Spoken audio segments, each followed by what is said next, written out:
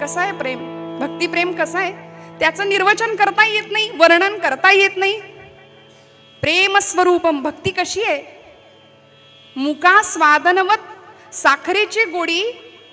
साखर खाणाऱ्या माणसाला जर विचारलं कशी आहे रे साखर, तो म्हणेल गोड आहे.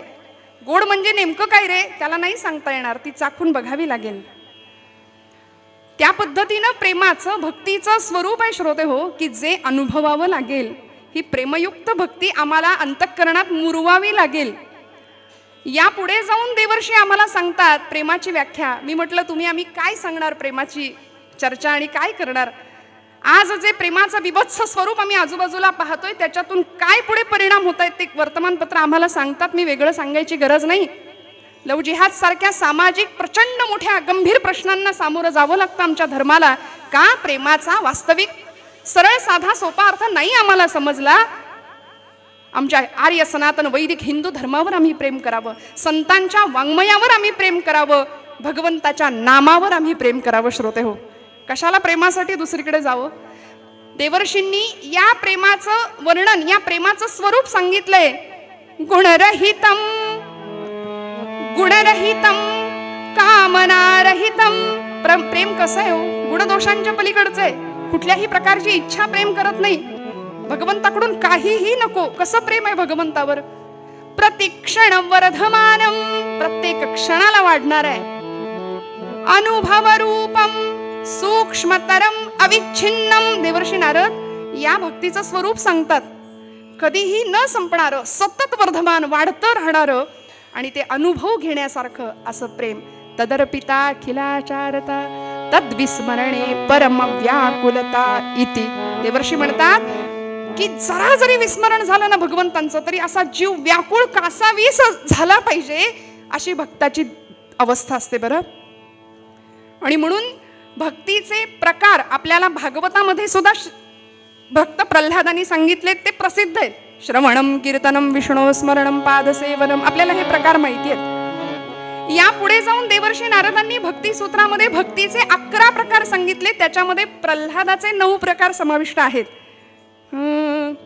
गुणमहात्म्यासक्ती, रूपासक्ती, कांतासक्ती, वात्सल्यासक्ती, दास्यासक्ती, विरहासक्ती. 11 प्रकार देवर्षी सांगतात.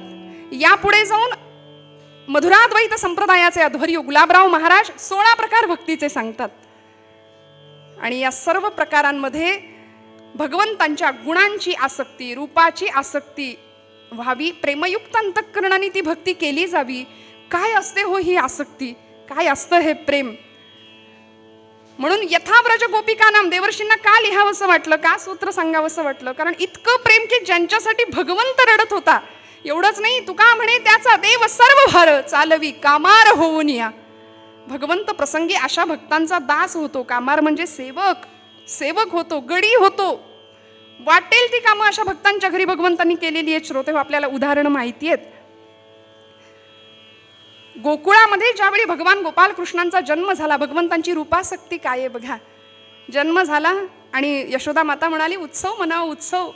गोकुळामध्ये भगवंत आलाय, गोपाळ कृष्ण, आणि त्याला बघण्याकरता सगळ्या गोकुळवासियांनी गर्दी करावी. ही गर्दी सगळ्या गवळणी अक्षरशः त्या नंदांच्या वाड्यासमोर मोठीच्या मोठी रांग लागावी. सगळ्या गोपी अगदी नटून थटून साज शृंगार करून कुठे आल्यात? कृष्णाला बघायला, भगवंतांना बघायला. नंदाचा नंदन देखिला, नंदाचा नंदन संत म्हणतात तेने वेधियले मन.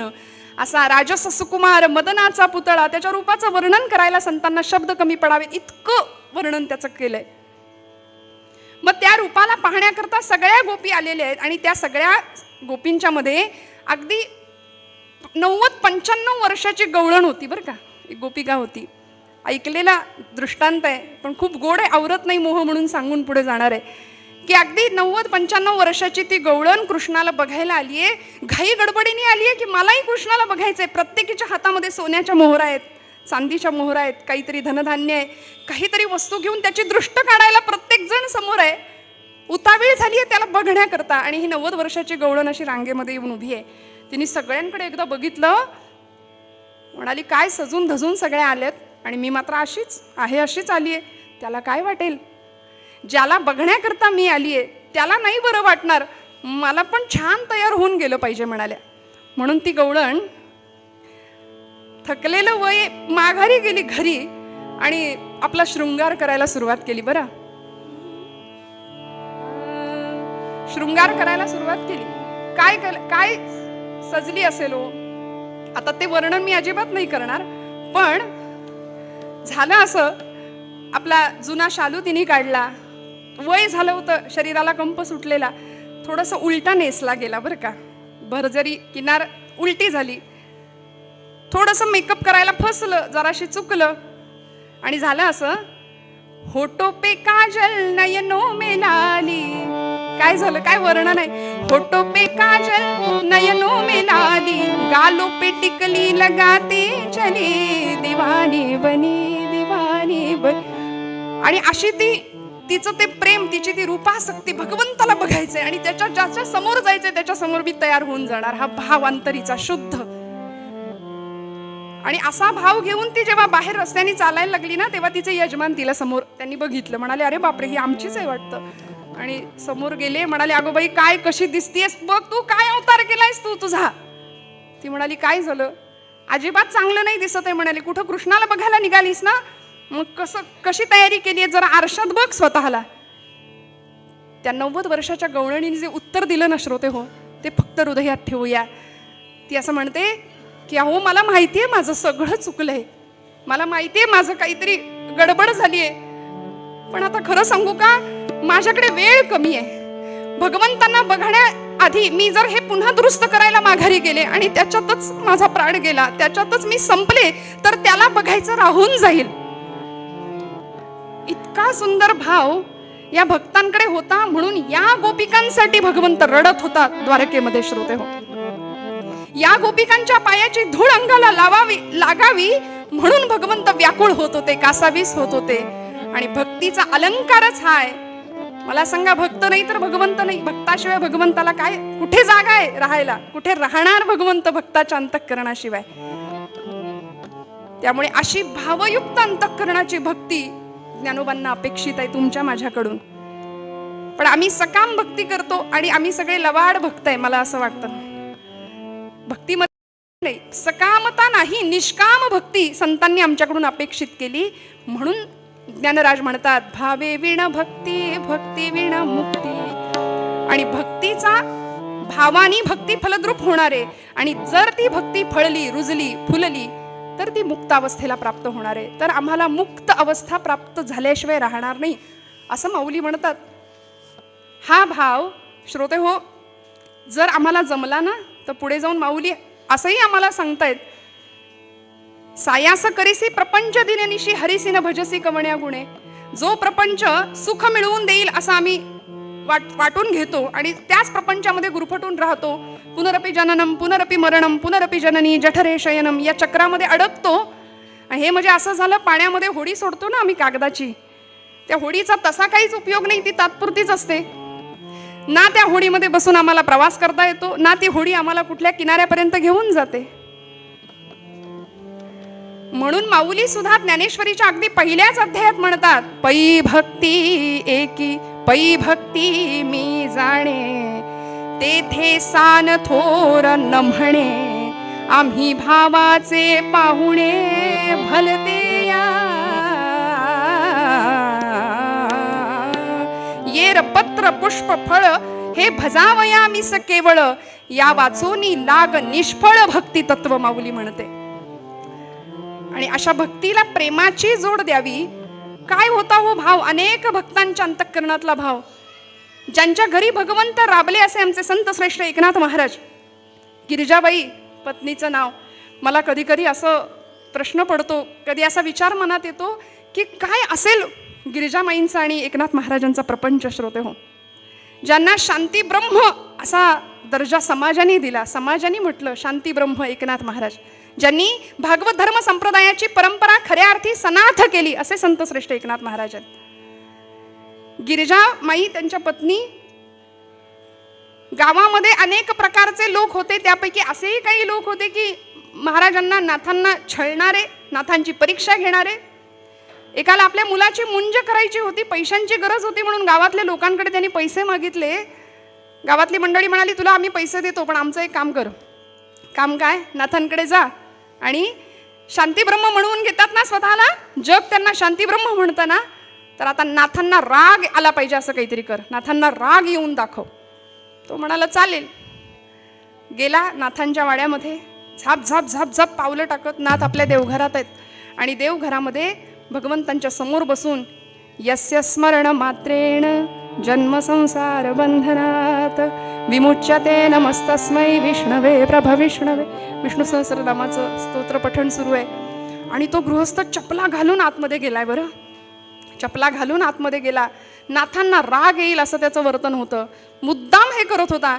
आणि नाथांनी स्तोत्र पूर्ण केलं आणि अगदी प्रेमाळू नजरेने त्याच्याकडे बघावं. म्हणाले, अहो काय हे तुमची अगतिकता बुवा, काय तुमची अगतिकता की देवघरामध्ये येण्याआधी चप्पल काढायचं सुद्धा तुम्हाला भान राहिलं नाही. काय प्रेम तुमच्या हृदयामध्ये, काय प्रेम मला भेटण्याचं.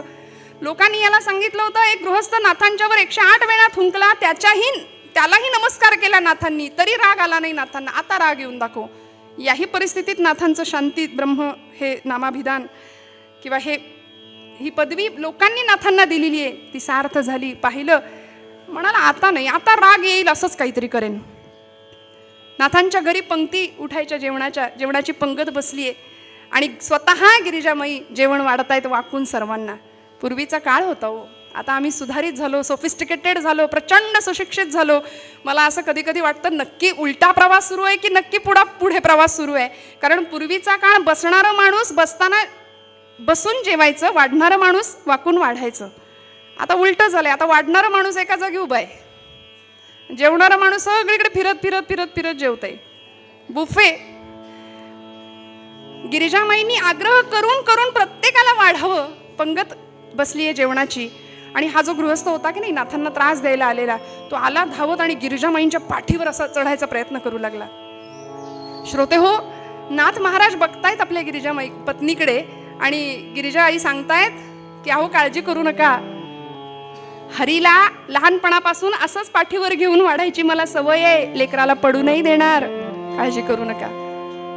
काय शुद्ध भाव, किती शुद्ध प्रेम असावं. आणि म्हणून माऊली म्हणतात की हा भाव जर तुमच्या माझ्या अंतःकरणात असेल ना, तर या भावायुक्त अंतःकरणाने, आता हरी या शब्दाचं उच्चारण तितकं महत्वाचं नाही, पण तो उच्चारणारा जो आत्मा आहे किंवा त्याचं उच्चारण करणारा जो भक्त आहे ना, त्याची भावदशा माऊलींनी महत्वाची मानली आहे. म्हणून भावे विण भक्ती, भक्ती विण मुक्ती, माऊलींनी हा क्रम सांगितला.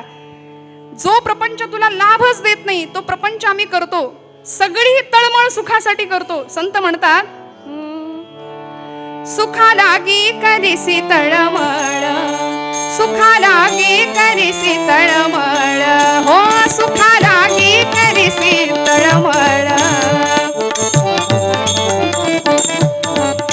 सुखा लागे करीसी तळमळ, परी तू पंढरीशी जाय एक वेळ, परी तू पंढरीशी जाय एक वेळ, मग तू अवघाची सुख रूप होशी, मग तू अवघाची सुख रूप होशी, जन्मोजन्मीचे दुःख विसरशी,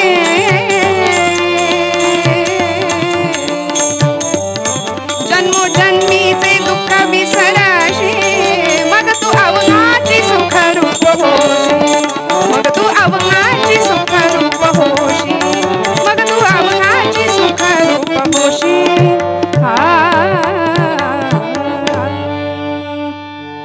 जन्मोजन्मीचे दुःख विसरशी, मग तू अवघाची सुखरूप होशी. सद्गुरु मामासाहेब दांडेकर असं म्हणायचे की प्रपंचामध्ये सुख शोधणं म्हणजे मिरच्यांच्या बाजारात जाऊन खव्याचे पेढे मागण्यासारखं आहे. मिरच्यांच्या बाजारात गेल्यानंतर तिथे ठसकाच लागणार, डोळ्यात पाणीच येणार, हे गृहीतच धरावं ना. तिथे खव्याचे पेढे कसे मिळतील? तसा हा प्रपंच डोळ्यात अश्रूच आणणारा आहे. तो दुःख मूळच आहे. संसार दुःख मूळ, चहूकडे इंगळ, विश्रांती नाही कोठे रात्रंदिन तळमळ. माऊली म्हणते, ज्या प्रपंचासाठी सगळे सायास करतोस ना, तो प्रपंच बाजूला ठेवूया. पण आम्ही काय करतो? भगवंतांचं साधन बनवतो, भगवंताला साधन बनवतो आणि प्रपंचाचीच माळ ओढत बसतो. खरं तर खरा भक्त प्रपंचाला साधन बनवतो आणि भगवत स्मरण सतत करत राहतो. आणि म्हणून असं नाम, असा भाव, अशी भक्ती तुमच्या माझ्या अंतःकरणाला कळावी, जी प्रभू रामचंद्रांचे बंधू भरत त्यांना कळाली. शत्रुघ्न म्हणजे सावत्र, त्या भावांचा भाव काय होता आम्हाला बघावं लागेल. अंतःकरणातला असा भाव होता की ज्यावेळी प्रभूंना वनवास पत्करावा लागला, भरत आपल्या आईशी भांडले होते या प्रसंगामध्ये. मारावे तुझं वाटे म्हणून धावत गेले होते आईवरती हात उगारून. तेव्हा रामराय म्हणाले, माझ्या आईला काही बोलू नकोस भरता. इतकी व्याकुळता हृदयामध्ये निर्माण झाली होती भगवंताला भेटण्याकरता. आणि म्हणून भगवंतांना भरत सांगतात, माय गेले तात गेले भरत आता पोरका, मागणे हे एक रामा आपुल्या द्या पादुका. अशा भगवत भेटीची प्रचंड आतुरता भक्तांच्या अंतःकरणामध्ये होती. एक पद म्हणून मग आपण पूर्वरंग संपूया.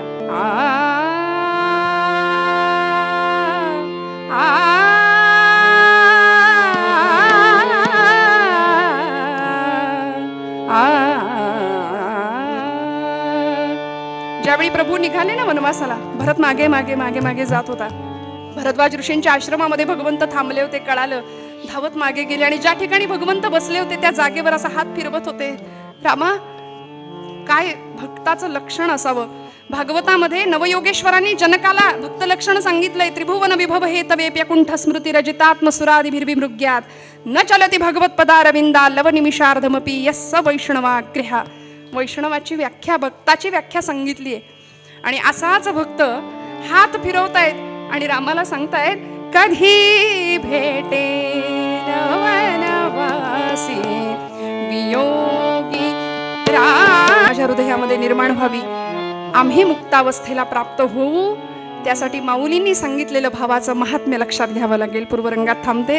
उत्तर भागाला सुरुवात करण्याआधी एकदा अभंगाचा आठव करूया. भावे विना भक्ती, भक्ती विना मुक्ती, भक्ती विना मुक्ती, भावे विना. 10व्या शतकामध्ये संजीवन हा शब्द आम्हाला खूप अवघड वाटतो. काही लोकांनी या शब्दाची चिकित्सा केली, काहींनी खरंच माऊली आहेत का याचाही आपल्याला इतिहास माहिती आहे, शोध घेतला. पण खरं सांगू का, परवा एकाने मला विचारलं, खरंच माऊली आहेत? आज 750 वर्ष व्हायला आली तरी माऊली आहेत? म्हटलं, ते एकटेच आहेत, आपण सगळे मेलेलो आहोत. संजीवन समाधीच्या रूपाने आज माऊली तुमच्या माझ्यामध्ये आहेत. आणि म्हणून अनुभव घेऊया नामानी त्यांच्या असण्याचा. मस्त भजन करूया, गोड आवाजात नाम घ्या. विठोबा. आणि अचानक झोपडीतनं आवाज बाहेर आला, दादा दादा, अरे दादा दादा, आई कुठे आहे रे?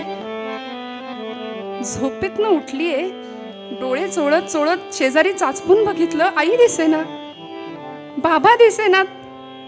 दादा दादा, आईला पाहिलंस का रे? म्हणून भुरभुर त्या केसांची आमची 4 वर्षाची मुक्ताई झोपडीतनं बाहेर आलीये. आणि समोर असलेल्या निवृत्तीनाथांना, निवृत्ती दादाला, सोपान दादाला विचारते, दादा आईला बघितलंस का रे? आई कुठे दिसत नाहीये. बाबांना बघितलंस का? निवृत्तीनाथांनी मुक्ताईला जवळ घ्यावं आणि सांगावं, मुक्ते अगं आई देवाघरी गेलीये, आई देवाघरी गेली. मुक्ते रोजच तर जाते, रोजच जाते ना देवाला, आत्ता येईल दादा, एवढ्यात रडतोस काय? नाही मुक्ते, आज आई बाबा निघून गेलेत ना, ते कधीच न येण्याकरता. आई बाबा येणार नाहीत आता परत. काय म्हणालास दादा? निवृत्तीनाथांच्या जवळ गेली मुक्ताबाई आणि निवृत्तीनाथांना हळूच म्हणते, दादा आई कधीच येणार नाही. नाही मुक्ते. मग दादा तुला आई कुठली रे? 4 वर्षाचं वय आहे श्रोते. दादा तुला आई कुठली? निवृत्तीनाथांना हुंदका अनावर झाला, मुक्ताईला जवळ कवटाळलं, डोक्यावरनं हात फिरवला आणि म्हणाले, मुक्ते आजपासून तू माझी आई, तू माझी आई. म्हणून मुक्ता नाही, मुक्ताबाई नाही, मुक्ताई, तू माझी मुक्ताई. मुक्तपणे मुक्त, श्रेष्ठपणे श्रेष्ठ, वरिष्ठ आदिशक्ती, सर्वत्र वरिष्ठ आदिशक्ती, मुक्तपणे मुक्त, श्रेष्ठपणे श्रेष्ठ, मुक्तपणे मुक्त, श्रेष्ठपणे श्रेष्ठ, सर्वत्र वरिष्ठ आदिशक्ती हो, सर्वत्र सर्वत्र वरिष्ठ आदिशक्ती.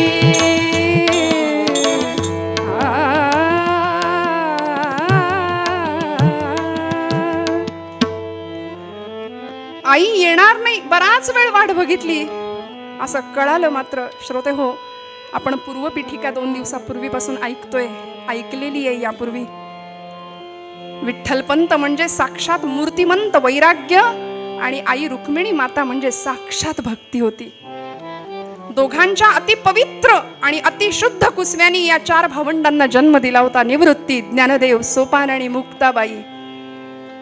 या 4 भावंडांची नावच जणू अशी होती की ज्या भक्तीच्या पायऱ्या ठराव्यात. आपल्याला माहितीये, प्रवृत्ती दूर केल्याशिवाय निवृत्ती नाही, त्याशिवाय ज्ञानप्राप्ती नाही, आणि ज्ञानप्राप्तीशिवाय मुक्तीच्या गर्भागारात प्रवेश करण्याचा सोपान प्राप्त होत नाही. म्हणून परमार्थ तितकाही सोपा न, हेच जणू काही या दोघांना सांगायचं होतं की काय. गुरु आज्ञेनुसार धारण केलेला संन्यास दूर केला आणि गृहस्थाश्रम स्वीकारला. त्यानंतर भगवंतांच्या इच्छेनुसार 4 मुलं जन्माला आली, निवृत्ती, ज्ञानदेव, सोपान आणि मुक्ताबाई. पण संन्याशाने प्रपंच करणं म्हणजे महत्पाप. समाजाने इतका त्रास दिला आणि आपल्या मुलांना आपल्या पश्चात उत्तम जीवन जगता यावं याकरता देहांत प्रायश्चित्त पत्करलं. रात्रीची वेळ, निबिड अंधकार, इंद्रायणी निस्तब्ध भातीये, आणि अशा परिस्थितीमध्ये रुक्मिणी आईनी आपल्या 4ही भावंडांच्या केसावरून, डोक्यावरून हात फिरवला, मुक्ताईच्या गालावरून हात फिरवला. डोळ्यातला अश्रू घळकन मुक्ताईच्या गालावर ओघळला. मुक्ताईनं झोपेतच तो अश्रू पुसून टाकला. श्रोते हो, वात्सल्य पुसलं गेलं आणि पती बरोबर जावं लागलं. निवृत्तीनाथांना जाताना सांगून दिलं, निवृत्ती, सगळ्यांना सांभाळ बरं, माझ्या मुक्तीला सांभाळ. कणखर आहे पण तिच्या ममताळूपणाचा अंत नाहीये. सत्पदते ब्रह्म, चित्पदते माया, आनंदपद जया म्हणती हरी. मुक्ताचं मुक्त असलेलं जीवन म्हणजे मुक्ताबाईंचं जीवन आहे. श्रोते हो, निळोबारायांनी त्यांचं वर्णन केलंय. नमो ज्ञानेश्वरा, नमो ज्ञानेश्वरा, निवृत्ती उदारा सोपान देवा. हे 1 चरण निळोबारायांसाठी, निळोबारायांनी सर्व भावंडांसाठी वापरलंय. आणि 2रं चरण, नमो मुक्ताबाई त्रिभुवन पावनी, आद्यत्रय जननी देवांचीही. एका चरणात सबंध मुक्ताबाईचं वर्णन केलंय. 3ही देवांची आद्यत्रय जननी अशी, ब्रह्मा विष्णू महेश यांचीही ती जननी, योग शक्ती, आदिमाया, मूळ माया, आदिशक्ती, ब्रह्मचित्कला, चैतन्याची कला असलेली मुक्ताबाई महाराज. 3 देवांची तर जननी होतीच, पण ब्रह्मा विष्णू महेश हे आहेतच, पण 3 देव तिने खऱ्या अर्थी कशा पद्धतीने घडवले बघा. नामदेव, ज्ञानदेव आणि चांगदेव. एक कच्चा होता, त्याला पक्क होण्याचा मार्ग शिकवला. एक कोरा होता, त्याला परिपूर्ण केलं, भरून काढलं. आणि एक तापलेला होता, त्याला शांत केलं. ज्ञानदेव, नामदेव आणि चांगदेव.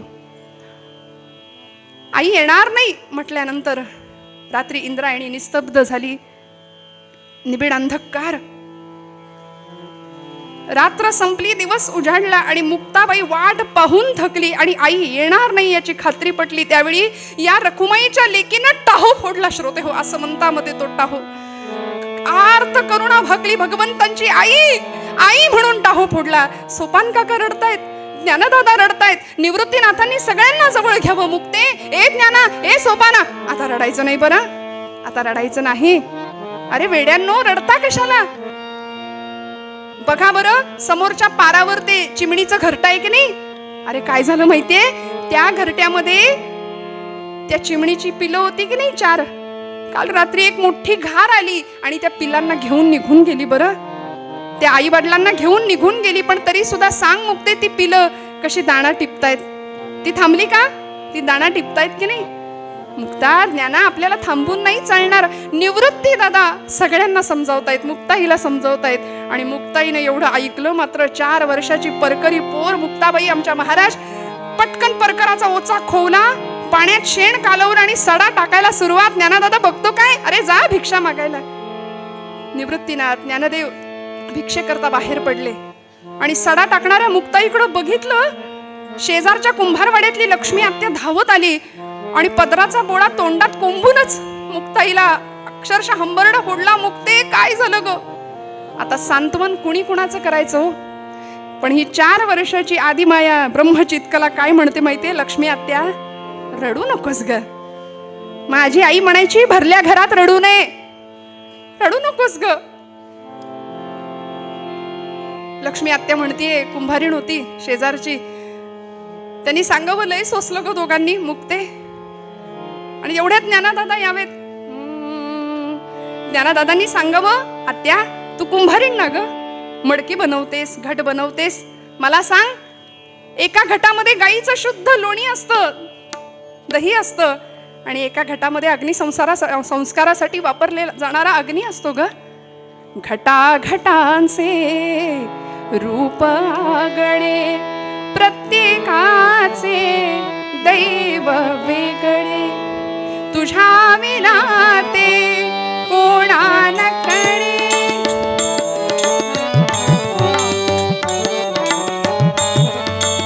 तुझ्या विना ते कोणा न कळे, मुखी कुणाच्या, गदिमांचे शब्द आहेत बरं, मुखी कुणाच्या पडते लोणी, कुणामुखे अंगा तू वेडा कुंभार, विठ्ठला तू वेडा कुंभार, विठ्ठला तू वेडा कुंभार. फिरत्या चाकावरती मातीला आकार. भगवंता काय तुझी लीला, दिवसा मागून दिवस जात आहेत. ज्ञानादादा चौपदरी खांद्याला अडकून भिक्षेसाठी बाहेर पडायचे आणि गावामध्ये भिक्षा मागत मागत मागत एकदा महादेव भटांच्या वाड्यासमोर येऊन उभे राहिले. बरं, महादेव भट स्नानासाठी नदीवर गेलेत. ज्ञानादादा ओम भवती भिक्षां देहि असा आवाज दिला. आतून यमुना त्यांची पत्नी धावत बाहेर आल्या. म्हणाल्या, बाळा टेक हा जरासा, उन्हानं कोमजलेलं ते पोर पाहिलं, जरासा टेक, मी गुळ पाणी घेऊन येते म्हणून झपकन मागे वळल्या. ज्ञानदादा सांगतात, आई माते गुळ नको, नुसतं पाणी आणा, गोडाधोडाची सवय नाही राहिली आता, फक्त पाणी घेऊन या. आणि त्या मागे वळणार म्हणाल्या, हो ज्ञानदादा, अरे पाणीच काय, मी तर म्हणते आता 2-4 घास खाऊनच जा, इथून जेवूनच जायचं, मी आत्ता पान घेऊन येते. असं म्हणून त्या मागे निघाल्या. तेवढ्यात महादेव भटांची स्वारी. रागानं लालबुंद झालेला चेहरा, नदीवरून स्नान करून आलेले, आगीत आग पडली, आगडोंब उसळला आणि म्हणाले, अरे संन्याशाच्या कार्ट्या, तुम्हाला कशाला रे गोडाधोडाची सवय पाहिजे, कशाला रे जेवण हवंय, उठ चाल, चालता हो इथून. शिवहरे शिवहरे शिवहरे, स्नान करून आत्ता आलो आणि अभद्र पोराची अभद्र सावली माझ्यावर पडली, विटाळ झाला सगळा, चल चालता हो इथून, नको नको त्या बलगना. अरे संन्याशाच्या पोरांनी एकतर जन्माला येऊ नये आणि आलंच तर जगू नये. एवढं ऐकलं मात्र ज्ञानदेवांच्या कानामध्ये हे शब्द घुमले. डोळ्यातला तप्त अश्रू अंगणातल्या तप्त भूमीवर पडला आणि तिथूनच झपकन ज्ञानदादा मागे वळले. झाप झाप झाप झाप पावलं टाकत अश्वत्थ वृक्षाच्या दिशेने, इंद्रायणीच्या दिशेने चालायला लागले. अश्वत्थ वृक्ष, इंद्रायणी, सिद्धेश्वर सगळ्यांनीच मुसमुसणाऱ्या ज्ञानदादाला पाहिलं आणि येता येता झोपडीमध्ये आले. झोपडीचं दार घट्ट लावून घेतलं आणि आतमध्ये योगासनामध्ये, पद्मासनामध्ये बसले, ध्यानावस्थेमध्ये बसलेत. सगळ्यांनी झोपडीचा दार उघडण्याची विनंती केली आहे. दादा दादा दार उघडा, काहीच उपयोग होईना. निवृत्तीनाथ सांगतायत, ज्ञाना अरे असं कसं चालेल रागावून, दार उघड ज्ञाना. नाही. सोपान काका सांगतायत, दादा दार उघड. अरे नाही. मुक्ताबाई समोर आल्या आणि मुक्ताबाई महाराज सांगतात, दादा, ए दादा, अरे असं रागवून कसं चालेल? आईच्या मायेनी सांगितलं बरं. खरं तर या तिघांची बहीण होती, पण माता झाली आणि या सगळ्यात असून सुद्धा ती कायम मुक्त राहिली बरं. मुक्ताचं मुक्त असलेलं जीवन मुक्ताईचं जीवन आहे श्रोते हो. दादा, अरे असं कसं चालेल? जग रागावलं म्हणून आपण राग धरायचा का? सगळीकडे भगवंत आहे असा तूच म्हणतोस ना. ईश्वर सर्वभूतानां हृद्देशेर्जुन तिष्ठती भ्रामयन् सर्वभूतानि यंत्रारूढानि मायया. तू म्हणतो ना वासुदेवम सर्वमिती, भगवंत सगळीकडे असं तू म्हणतोस ना. मग या जगावरती तू रागावलास तर कसं होईल? अरे आई म्हणायची, ज्ञाना या सगळ्यांना सांभाळ. दादा, तूच जर असा रागवून गेलास तर महाराष्ट्राला ज्ञानेश्वरी कोण देईल मला सांग. मुक्ताबाई कान उघडणी करते आपल्या दादाची. सांग, महाराष्ट्राला ज्ञानेश्वरी कोण देईल? आमच्या सगळ्यांचा कैवार कोण घेईल त्यांना? दादा, दार उघड, दार उघडा दादा. आपण नाथ सांप्रदायिक आहोत, आपण योगी आहोत. आणि योगी कुणाला म्हणायचं हो? कुणाला म्हणायचं योगी? दादा, अरे आपणा लागला हात न करो नये खेद, जीभ दातांनी चाविली कोणे बत्तीशी पाडली. मुक्ताबाईंचे अभंग आहेत. वाणीचा ओघ कल्लोळू लागला, शब्दांनी अभंग रूप घेतलं आणि मुक्ताबाई ज्ञानादादाला सांगतेय, दादा, अरे चणे खावे लोखंडाचे, मग ब्रह्मपदी नाचे. आता तुला कशाला रे दादा मी हे सगळं सांगू? हे तूच आम्हाला शिकवलंयस, तूच नाही का शिकवलं? सांग, काय रे उपयोग? मनभर राग आणि वरवर त्याग. काय उपयोग तुझ्या या असल्या रागाचा? दादा, दार उघडा. कुणाला म्हणायचं योगी? योगी पावन मनाचा, योगी पावन मनाचा, योगी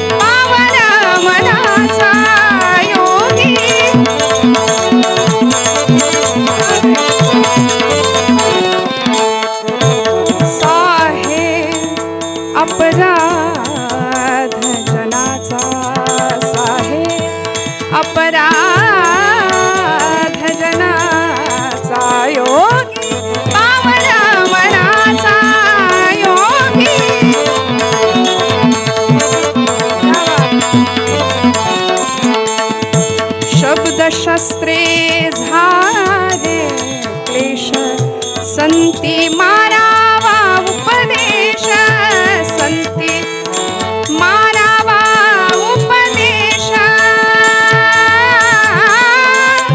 दादा, विश्वपट ब्रह्मदोरा. दादा, दादा, दार उघडा. मुक्ताबाईंनी या प्रसंगामध्ये तिच्या मुखातून जे शब्द आलेत ना श्रोते हो, ते ताटीचे अभंग म्हणून प्रसिद्ध आहेत. एका पाठोपाठ एक 11 अभंग मुक्ताई सांगतात. चरित्रामध्ये वर्णन आहे, माझ्या पदरचं काहीच नाही. ज्ञानदेवांनी ध्यानावस्थेमध्ये योगिक क्रिया केली आणि प्राणांचं उत्क्रमण करायला घेतलं होतं. म्हणजे प्राण आता आकाशात भिरकावून देणार होते. पण आदिशक्ती असलेल्या ब्रह्मचित्काला मुक्ताईंनी परकाया प्रवेश नावाची सिद्धी केली आणि आपला प्राण ज्ञानदेवांच्या प्राणाला आडवा लावला. आणि सांगतात, यावेळी मुखातून जे शब्द बाहेर पडलेत की नाही, ते शब्द हे कुठेही लिहिलेले नाहीयेत. बोलून किंवा सांगून मुक्ताई इथे शब्दांनी बोलत नाहीयेत बरं का. हे अपौरुषेय आहेत अभंग. वेद जसे अपौरुषेय आहेत ना, तसे ताटीचे अभंग प्रगट झालेत. मुक्ताई म्हणे असा कुठेही उल्लेख नाहीये या अभंगामध्ये. मुक्ताई ज्ञानदादांना सांगतेय, विश्वपट ब्रह्मदोरा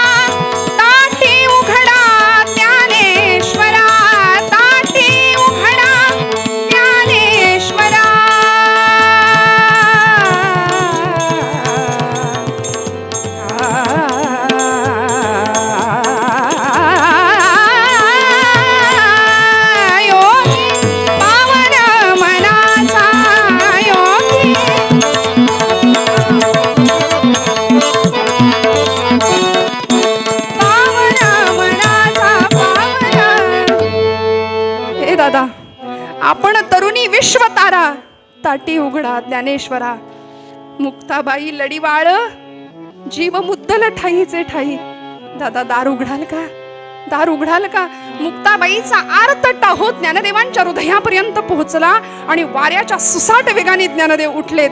झोपडीचा दरवाजा उघडला आणि एखाद्या आईला लेकरू कसं कवटाळतं तसं मुक्ताईला जाऊन बिलगले आणि म्हणाले, मन निवाले निवाले समाधान झाले. मन निवाले निवाले. हा अनुभव कैवल्य साम्राज्य चक्रवर्ती ज्ञानदेवांना देणारी मुक्ताई काय अधिकाराची असेल श्रोते हो. दिवाळीचा सण आला. मुक्ते आज दिवाळी,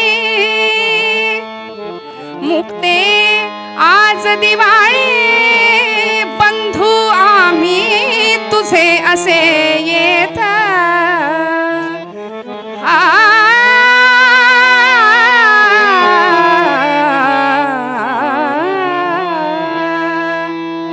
मांडे रुचिर करोनी, मांडे रुचिर करावे, सेवून राहू आम्ही आनंदात. रामा रामा रामा हरे हरे रामा रामा रामा रामा रामा रामा हरे हरे रामा रामा रामा रामा सीतापते रामा रामा रामा रामा रघोत्तमा रामा रामा रामा रामा हरे हरे रामा रामा. मुक्ता आज दिवाळी आहे ग. कुणीतरी एखादा भाविक व्यक्तीने शिधामध्ये गुळ, हरभऱ्याची डाळ, तूप, कणिक असं सगळं सामान दिलं होतं आणि निवृत्तीनाथ मुक्ताईला सांगतात, मुक्ते आज दिवाळीचा सण आहे, मांडे खायची इच्छा झाली आहे, तुला येतात का ग मांडे. हत्तीच्या दादा एवढंच ना. अरे आईनं शिकवलंय मला.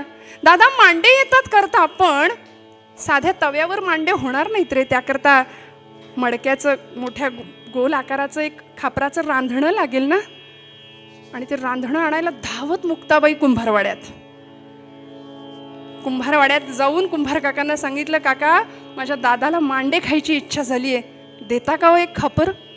खापर घेतलं आणि येता येता रस्त्याने आनंदाने चालतीये. विसोबा चाटी नावाचे गृहस्थ आळंदीमधले समोर आले. कार्टे मुक्ते, अगं संन्याशाची पोरं तुम्हाला कशाला गोडधोड खायला पाहिजे. साधू म्हण होता ना स्वतःला, आणि गोडाधोडाची चटक जिभेची कशाला हवी. आणि इकडं ते रांधणं आणि इकडं ते खापर म्हणून ओढून घेतलं हिसकावून आणि खाली पाडलं, फुटून गेलं. रडत रडत मुक्ताई निघाली. ज्ञानादादा वाटेत भेटले. मुक्ते काय रडतीस ग, डोळ्यात का पाणी. दादा अरे रांधण फोडलं रे विसोबांनी. तुला खरं सांगू का, फोडलं त्याचं वाईट नाही वाटत, पण निवृत्ती दादाला आज मांडे खायची इच्छा झाली, कधी नव्हे ते, म्हणून वाईट वाटतंय रे. दादा काय करू रे आता, कसे मांडे खायला घालू दादाला. एवढाच ना मुक्ते, काळजी करू नकोस, चल तू मांड्यांची तयारी कर, आपण भाजूया मांडे. आणि निवृत्त मुक्ताईला घेऊन ज्ञानदादा आले. मग योग धारणा करूने ज्ञानदेवे पेटविला पंचागने. लाल बुंद ज्ञानदेवांची पाठ झालीये. मुखातनं आगीचे लोळ, आगीच्या ज्वाळा दिसतायत, आरक्त नयन दिसतायत माऊलींचे. आणि मुक्ताईनी पटापट मांड्यांची तयारी केली. मांडे थापले आणि श्रोते हो, माऊलींच्या पाठीवर मांडा टाकावा, टमकन फुगून वरती यावं. काय आनंद. इकडे विसोबा विचार करतायत, बघतोच कसे खातायत मांडे म्हणून आले होते. आणि झोपडीच्या त्या झरोक्यातून पाहतायत काय चाललंय आतमध्ये. आतमधला तो चमत्कार पाहिला. सगळे जेवायला बसले श्रोते हो, आणि विसोबा असे त्या झरोक्यातून बघतायत आतमध्ये. मनामध्ये विचार करतायत की हा अमृताचा प्रसाद जर मला मिळाला ना तर सगळी पाप धुवून जातील. पश्चाताप होतोय. आणि मुक्ताबाईंच्या लक्षात आलं, मुक्ताईंनी तिथूनच आवाज दिला, विसोबा असे खेचरासारखे काय उभे आहेत तिथे. खेचर म्हणजे गाढव, त्यांचं नाव होतं चाटी खरं तर, पण आम्ही त्यांना विसोबा खेचर म्हणतो. मुक्ताबाई म्हणतात असे खेचरासारखे काय उभे. आणि अरे गाढवा असं आईच म्हणते की नाही, मुलाला आईच म्हणू शकते, तोच आईचा अधिकार आहे. मुक्ताबाईंनी हा उद्गार काढल्याबरोबर विसोबा अक्षरशः धावत गेले आणि दंडवत लोटांगण प्रणाम घातला सगळ्यांना. आणि आता इथे मुक्ताबाईंनी विसोबांना अनुग्रह केलाय आणि मग ती शिष्य परंपरा पुढे नामदेवांपर्यंत गेली. मुक्ताई गुरु विसोबांनी नामदेवांना अनुग्रह केलाय पुढच्या काळामध्ये. श्रोते हो, हा मुक्ताईंचा आणि या चारही भावंडांचा चमत्कार पंचक्रोशीमध्ये सगळीकडे पसरतोय. आणि त्याच वेळी आपण ज्यांचं चरित्र पुढच्या काळामध्ये ऐकणार आहोत विस्ताराने, असे 1400 वर्ष जगलेले, योगी असलेले, 14 विद्या 64 कला प्राप्त केलेले चांगदेव. 64 कला होत्या, परंतु 65वी कला उकलुनी दावी आली असं वर्णन केलंय. चांगदेव म्हणे आजीची जन्मलो, गुरुपुत्र झालो मुक्ताईचा. चांगदेव म्हणे आजीची जन्मलो, गुरुपुत्र झालो मुक्ताईचा. या प्रसंगामध्ये निर्गुणाचे डहाळी पाळणा लाविला, तेथे सुत पहुडला मुक्ताईचा. चांगदेव महाराज म्हणतात, चांगदेव म्हणे आजीची जन्मलो, गुरुपुत्र झालो मुक्ताईचा. एकीकडं चांगदेव महाराज, एकीकडं नामदेव महाराज, विसोबा खेचर आणि मग नामदेव महाराजांची परंपरा. हा सगळे प्रकार इकडे घडतायत, हे सगळे चमत्कार लोकांना कळतायत. आणि त्याच वेळी पंढरपुरामध्ये विठुरायाचा अत्यंत लाडका असलेला प्रेम भंडारी ज्याचं वर्णन आहे असे नामदेव महाराज, त्यांना पांडुरंग परमात्मा स्वतः सांगतायत की जे त्यांच्याबरोबर बोलायचे, खेळायचे, जेवायचे, त्यांनी सांगावं, नामया आळंदीला जा आणि या 4 भावंडांची भेट घे, दर्शन घे. नामदेव महाराज आळंदीला जातात. आळंदीच्या वाळवंटामध्ये नामदेवांचं कीर्तन रंगतं. पंढरीच्या लोकांनाही अभिमान, पाया पडती जन एकमेका. या न्यायाने प्रत्येक जण एकमेकांच्या पदस्पर्श करतोय, एकमेकांना नमस्कार करतोय. पण नामदेव महाराज काही केल्या वाकेनात. मुक्ताबाई चाणाक्ष असं पायाच्या अंगठ्यापासून केसापर्यंत, शेंडीपर्यंत अगदी सगळं अवलोकन केलं. आणि कळवळ्याने आदिशक्ती आईच्या अंतःकरणाने ज्ञानदादाला हळूच म्हणते, दादा अरे अरे अरे, अखंड जयाला देवाचा शेजार कार्य अहंकार गेला नाही. सतत देवाच्या जवळ राहतो हा आणि याला वाटतं मीच मोठा, अजून अहंकार गेला नाही. निवृत्ती दादा म्हणतात, मुक्ते असं बोलू नको. अगो वेडे, यांनी देवाला वेडं केलंय. देव यांच्याशी बोलतो, देव यांच्या कीर्तनात नाचतो, असं बोलू नकोस मुक्ते. मुक्ताबाई म्हणते, ए दादा, बाबा तुला घालायचा तर तू साष्टांग नमस्कार घाल, मला काही याच्या तोंडाकडे बघायची इच्छा नाही. दादा खरं सांगू का, हा पांडुरंगाचा लाडका भक्त आहे. ते लाडवलेलं लेकरू असतं की नाही आईचं एखादं, तसं यांचं झालंय. म्हणून देवालाच त्याची दया आली. देवाकडे सारखे हेलपाटे घालतोय ना हा, देवाला त्याची दया आली म्हणून त्यांनी तुमच्याकडे पाठवले. आता तुम्ही तुमचं संतपणाचं ब्रीद राखा दादा, याचा उद्धार करा. आणि मग कल्पना सांगितली. गोरोबा काकांना बोलावलं, थापटणं घेऊन गोरोबा काका आले होते. या प्रसंग आपल्याला माहिती आहे. गोरोबा काकांनी प्रत्येकाच्या डोक्यावर थापटणं आपटून मडकं, कच्चं की पक्क हे ठरवायचं होतं. निवृत्तीनाथांच्या डोक्यावर गोरोबा काकांनी थापटणं आपटलं डोक्यावर. निवृत्तीनाथ शांत आहेत. योग्याची काय अवस्था आहे, किती शांत, किती शांत. म्हणाले इथं तर कशाचीच कमतरता नाहीये, सगळं पूर्णत्व अनुभवाला येत आहे. सोपान काकांच्या डोक्यावर आपटलं. म्हणाले इथे तर कोरेपणाचा अजिबात लवलेश नाहीये. ज्ञानदादांच्या डोक्यावर थापटणं आपटलं. म्हणाले इथं तर परिपूर्णता आहे. मुक्ताईच्या डोक्यावर थापटणं आपटलं. म्हणाले इथं तर अमृताची संजीवनीच होतो चालली आहे. आणि असं करता करता नामदेवांच्या डोक्यावर आपटणार एवढ्यात नामदेव ओरडले, रागावून म्हणाले, अरे बास करा, असं थापटणं आपटून कळतं का मडक कच्चं की पक्क ते. मला वाटलंच होतं दरिद्र्यांनी परी शोधायला जावा आणि काच हातात यावी, तसं झालंय माझं. मी पांडुरंगाला म्हणत होतो की मला इकडे पाठवू नको म्हणून. शेवटी तावातावानी नामदेव महाराज पंढरपुरात येतात आणि पांडुरंगाला सांगतात, पांडुरंगा मला परत त्या लोकांच्या हाती देऊ नकोस. पांडुरंग परमात्मा सांगतात. यावेळी मुक्ताई म्हणते, नाम्या कच्चा रे कच्चा, म्हणून अजूनच त्रास झाला होता नामदेव महाराजांना. धावत पंढरपुरात आले, पांडुरंगाला सांगतात, मला परत त्यांच्या हातात द्यायचं नाही पांडुरंगा. भगवंत म्हणतात, नाम्या खरं आहे मुक्ताईचं, अरे तिचं तर नावच घेऊ नको म्हणाले. म्हणे ब्रह्मांड कवीत घेईन, सणसणीत सनकांडी आहे नुसती, काय तिच्या किती बोलते, किती बडबड करते.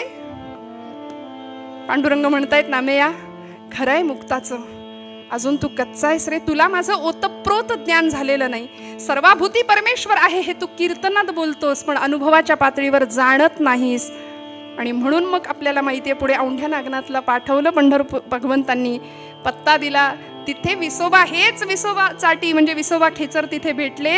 आणि मग मुक्ताईंची ही शिष्य परंपरा पुन्हा तयार झाली. विसोबांनी नामदेवांना तिथं अनुग्रह केलाय. असा अधिकार सगळीकडे चाललाय. पण बघता बघता काळ जवळ आला माऊलींच्या समाधीचा. श्रोते हो, ज्ञानदेवांनी पांडुरंगाची आज्ञा घेतली, परवानगी घेतली आणि म्हणाले, आता देवा थांबवू नका, आता सगळं पूर्ण झालंय, ज्ञानेश्वरीचं लिखाण पूर्ण झालंय, आता मला समाधी घेऊ द्या. भगवंतांची परवानगी मिळवली आणि माऊली ज्ञानोबा राय समाधी घेण्यासाठी सज्ज झाले. माऊलींच्या समाधी समयी आळंदीमध्ये अक्षरशः जनसागर उसळला होता. सगळे लोक तिथे जमा झालेत.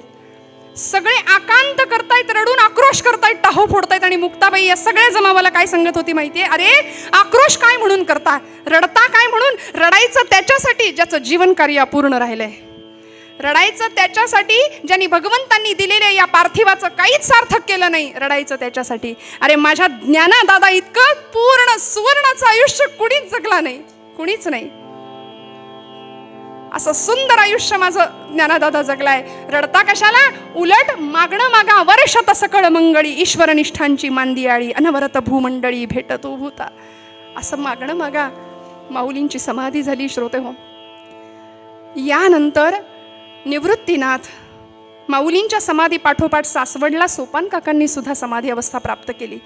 त्यानंतर निवृत्तीनाथ आणि मुक्ताईंनी नामदेवादी आदी सर्व मंडळी एकत्र आले आणि तीर्थयात्रेला बाहेर पडले. तीर्थयात्रा करता करता करता ही सर्व मंडळी जळगाव जिल्ह्यातलं कोथळी नावाचं गाव, इथे तापी तीरावर ही सर्व मंडळी आली. मुक्ताईंचा जन्म श्रोते हो घटस्थापनेचा आहे. आदिशक्ती मूळ माया ब्रह्मचित्कला वैशाख शुद्ध प्रतिपदा 1279 साल आहे. आणि आजचा दिवस जो निर्वाणाचा समाधीचा मुक्ताबाईंचा जो होता ना, तो 1297 साल वैशाख शुद्ध दशमीचा दिवस. कोथळी या गावामध्ये तापी नदी तीरावर गंगाधारेवर सगळ्यांनी स्नान केलं.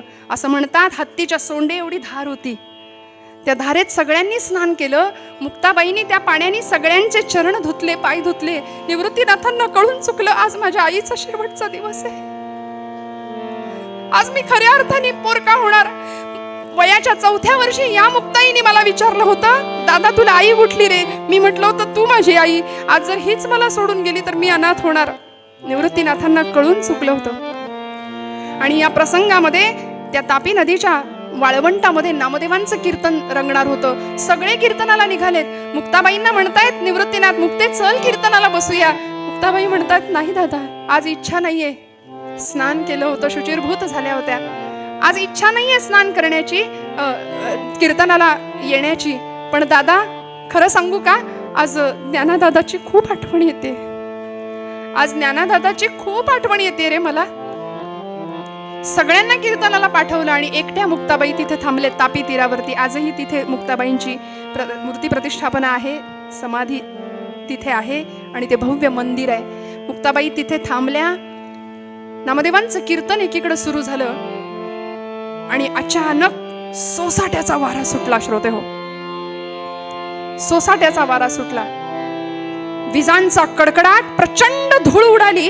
कुणी कुणाला दिसेना अशी अवस्था. नामदेव भानावर आले आणि नामदेव सांगतायत, अरे सगळं राहू दे, मुक्ताईला शोधा, ती सगळ्यात लहान आहे, ती हरवेल कुठेतरी, तिला शोधा. निवृत्तीनाथांच्या काळजात चर्र झालं, माझी मुक्ताई एकटी आहे तिकडे, तिला शोधलं पाहिजे. म्हणून धावतायत सगळे, मुक्ताईंचा शोध घेतायत. पण कडकन अशी एक वीज चमकली आणि कडाडली वीजा निरंजनी झाली.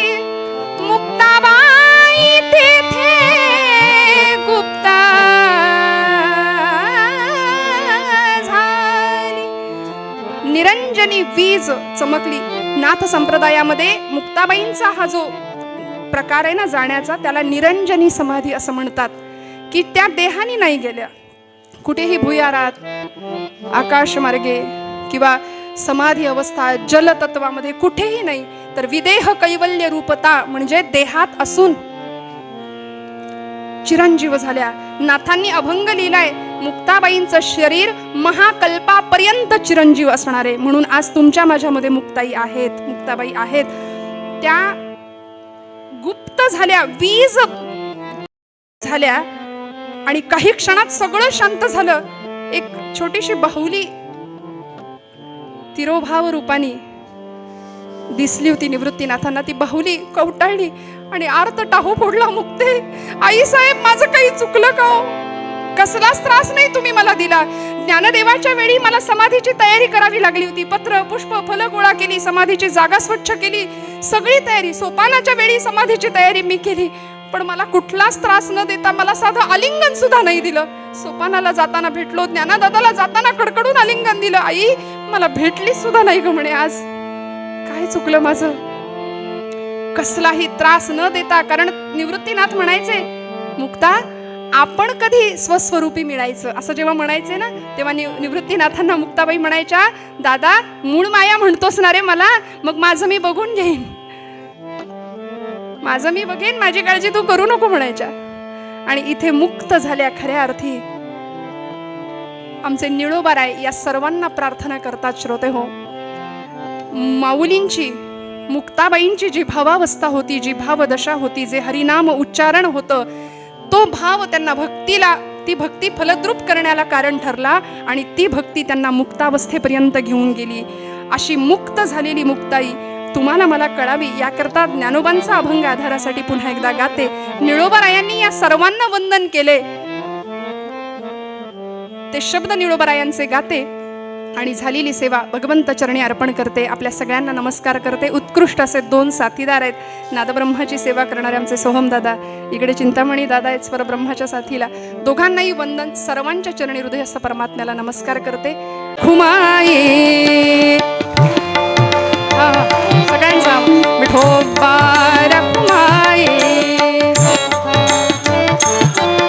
विठोबा रखुमाये, बोला बोला विठोबा रखुमाये, विठोबा रखुमाये, विठोबा रखुमाये, विठोबा रखुमाये, बोला बोला विठोबा रखुमाये, विठोबा रखुमाये, जय जय विठोबा रखुमाई, जय जय विठोबा रखुमाई, विठोबा रखुमाई, बोला बोला विठोबा रखुमाई, जय जय विठोबा रखुमाई, विठोबा रखुमाई, विठोबा रखुमाई, विठोबा रखुमाई, विठोबा रखुमाई, विठोबा रखुमाई, विठोबा रखुमाई, विठोबा रखुमाई, बोला बोला विठोबा रखुमाई. पंढरीनाथ भगवान की, माऊली ज्ञानेश्वर महाराज की, जगद्गुरु तुकाराम महाराज की जय. जय जय रघुवीर समर्थ.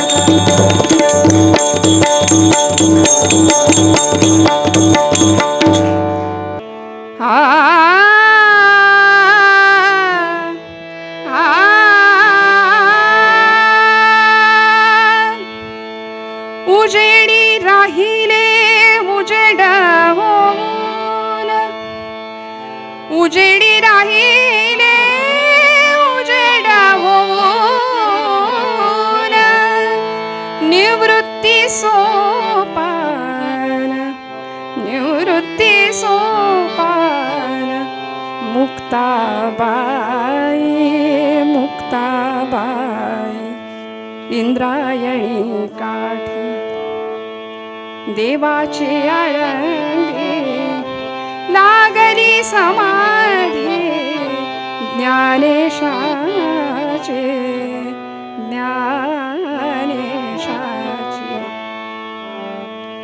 सकाळची वेळ आणि निळोबरायांचा अभंग गाते आणि मग निरूपणाच्या अभंगाने शेवट करूया.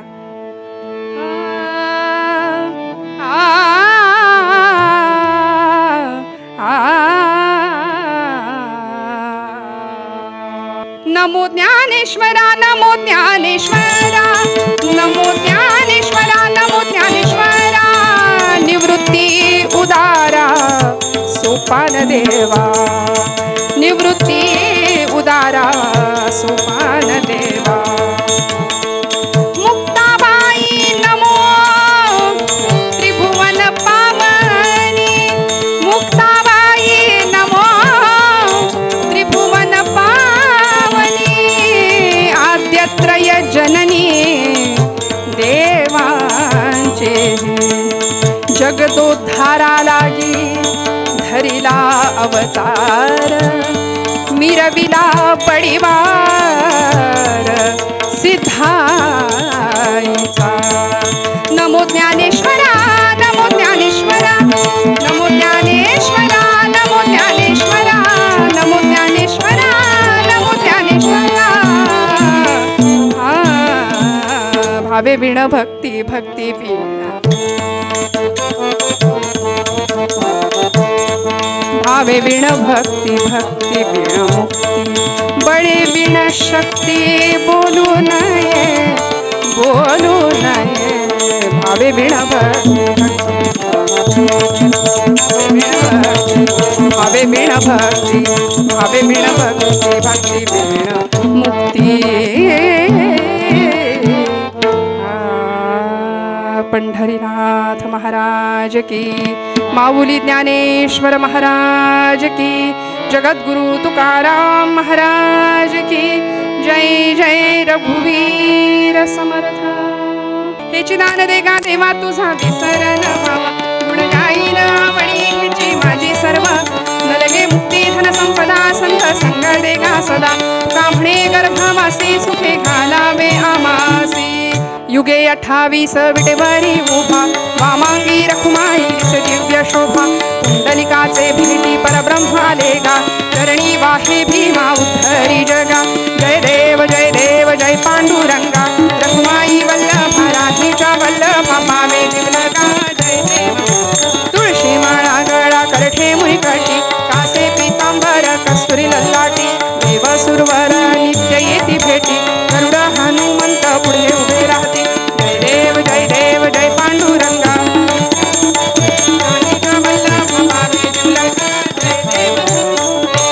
कार्तिकी भक्त जन येती. चंद्रभागे मध्ये स्नान जे करीती. दर्शन हेळा मात्र तया होय मुक्ती. केशवासी नामदेव भावे ओवाळीती. जय देव जय पांडुरंगा. रखुमाई वल्लभ राधीचा वल्लभा भावे दुर्गा. जय देव. राजा महाकैवल्य तेजा सेविती साधू संत. मनुवेधला माझा आरती ज्ञान राजा. लोपले ज्ञान जगी हिता नेणाती कोणी. अवतार पांडुरंग नाम ठेविले ज्ञानी. आरती ज्ञान राजा महाकैवल्य तेजा. मनुवेधला माझा आरती ज्ञान राजा. प्रकाट गुह्य बोले विश्वा ब्रह्माची केले राम जनार्दनी. आणि मस्तक ठेविले आरती ज्ञान राजा. महाकैवल्य तेजा सेविती साधू संत. मनोवेदना माझा आरती ज्ञान राजा. आरती तुकारामा स्वामी सद्गुरु रामा सच्चिदानंद मूर्ती. पाय दाखवी आम्हा आरती तुकारामा. राघवे सागरात पाषाण तारिले तैसे तुकोबाचे. अभंग रचिले आरती तुकारामा. स्वामी सद्गुरु रामा सच्चिदानंद मूर्ती. पाय दाखवी आम्हा आरती तुकारामा. तुकिता तुलनेसे ब्रह्मा रूपासी आले म्हणून रामेश्वरी. चरणी मस्तक ठेविले आरती तुकारामा.